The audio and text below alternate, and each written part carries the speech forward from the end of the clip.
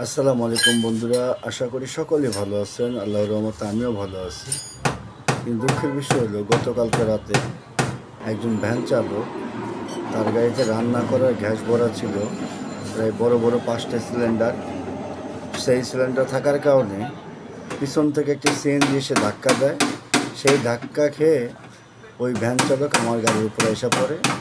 তার গাড়ির সিলিন্ডার লেগে আমার গাড়ির বডিটা কেটে যায়। তারপর যা হোক, গ্যারেজে নিয়ে গেলাম।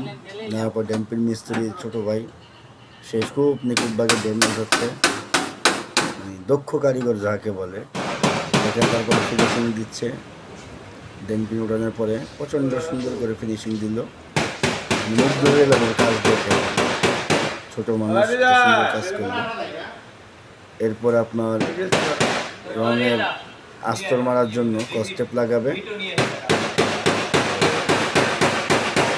ফিনিশিং হয় নাই, যাক ফিনিশিং হওয়ার পরে এখন যে কস্টেপ লাগাইলো, কস্টেপ লাগানোর পরে আপনার আস্তর দেবে। আস্তর দেওয়ার পরে ফিনিশিং হবে, আরও একদিন সময় লাগবে, কারণ আস্তর দেওয়ার পরে পুটিং করবে, পুটিং ঘষবে। এই যে পুটিং লাগাইছে, আস্তর আর কি পুটিংয়ের এটা ঘষার পরে লাস্টে ফিনিশিং করবে। ফিনিশিং করে এই যে এটা ঘষার পরে রং দিয়ে গাড়ি ছেড়ে দেবে। তো ভিডিওটা ভালো লাগলে সবাই শেয়ার